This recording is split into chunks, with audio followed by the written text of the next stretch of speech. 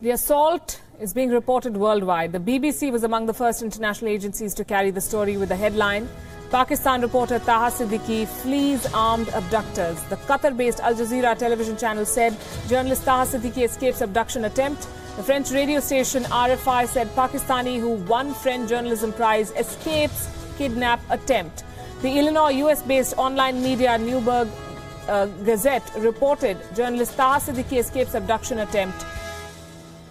And it took hours for the system to respond with the first hint of an investigation. An FIR has finally been filed in this case, but a free and fair investigation would perhaps be asking for too much, given that the country we're talking about is Pakistan. The question is, who or which agency could be behind this attempted abduction? In Pakistan, journalists and activists routinely face threats. We know that.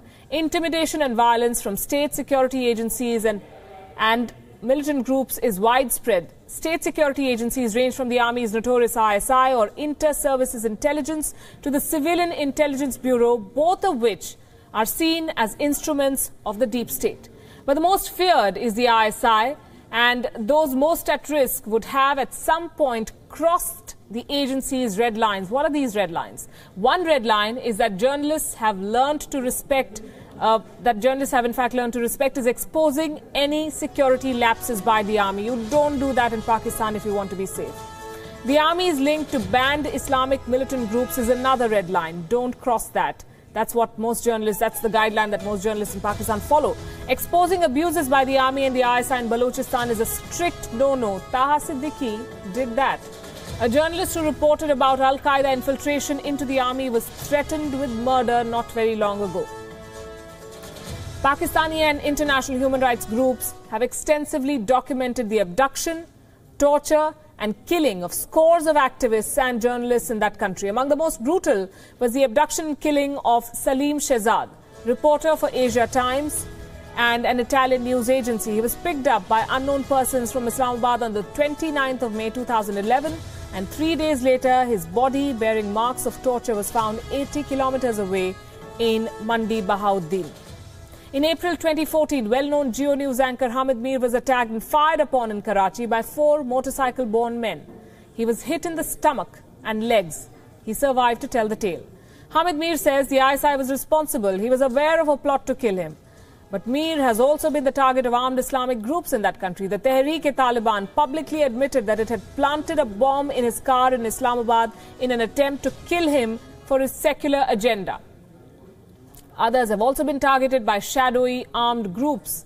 In April 2015, human rights activist Sabeen Mahmood was killed in Karachi. Her killer said that she was pursuing a liberal secular agenda. 4 bloggers were abducted from different cities in January last year. They were all vocal critics of militant groups in Pakistan. Journalists have come under fire in places like Balochistan. They're targeted by the ISI, and armed Islamic groups were filing reports on disappearances, on torture and indiscriminate killings. Reporting from Gilgit-Baltistan, for one, has become very difficult because of the iron control exercised by the army and the leeway given to Sunni radicals to carry out their own brand of justice. The question then is, what did Taha Siddiqui do to invite the ire of the establishment? A lot, if you look at his reports. He has faced harassment for being critical of the Pakistani government. Last year, in fact, he was forced to move the Islamabad High Court after he received threats from the military and intelligence agencies. We'll now play for you a recent report that was filed by Taha Siddiqui after a meeting between Kulbhushan Jadhav and his family. This happened less than 2 weeks back. Taha was present at the Foreign Office when Jadhav's family was harassed by members of the Pakistani press. He was one of the few journalists to criticize the heckling of Jadhav's family. He also questioned Pakistan's Foreign Office for applauding these hecklers. Here is that report. They were alleging that, Kulbhushan Yadav's mother, asking her how she felt being a terrorist mother, asking the wife how she felt about being married to someone who has killed hundreds of Pakistanis. And all these are political statements. And to top it off, not just that, while they were exiting, one of the journalists then started to chant "Long live Pakistan" slogans and riled up all the rest of the journalists, and they all joined in the chorus. And when I saw this, it made me feel a bit of disappointed in my own community, in my own journalist community, and I went on to report this the very same day on my channel, but also at the same time talked about it on Twitter online. One of the first reports filed by Taha Siddiqui for WION was on the ground realities of Balochistan. He is one of the few journalists who have reported from that region, taking on the military, exposing its nefarious agenda, raising the issue of growing radicalization and marginalization of the locals of the ethnic Baloch. And after this report, Taha was harassed by the country's Federal Investigation Agency. Look at this one. Hundreds of Shias are buried in this graveyard who were target killed in the city of Quetta and across Balochistan province. In a region dotted with military checkposts and strict vigilance by the Pakistan Army, such attacks have raised questions about the seriousness of the authorities to counter groups behind such sectarian violence. Shia community leaders in the Baloch capital Quetta, like Raza Vakil, feel that the Pakistan military uses these Islamists to counter the insurgency in Balochistan. Baloch इलाकों में मदरसों का बिल्कुल नाम निशान नहीं था। अब हम देखते हैं कि एक ही गांव में करोड़ों रुपए के एक नहीं बल्कि 6-6, 7-7 मदरसे हैं। उन पर हमारी हुकूमत का अभी तक कोई नज़र नहीं कि किन किन मदरसों में किन किन इलाकों में ये मदरसे कायम है और उनमें किस तरह लोगों को रिलीजियस एक्सट्रीमिज्म की तरफ ले जाया जा रहा है। Just last month, a member of Raza's community was killed in broad daylight outside his shop. His brother tells us the story of this brutal killing. उधर अंदर घुस गया एकदम, बस उन्होंने बोला कि फायरिंग शुरू किया। वो जो उसको शागिर्द था, फायरिंग शुरू किया। बस तकरीबन 3-4 फायरें आवाज़ उसके शागिर्द ने बोल रहा था, 3-4 फायर आवाज़ आ रहा था।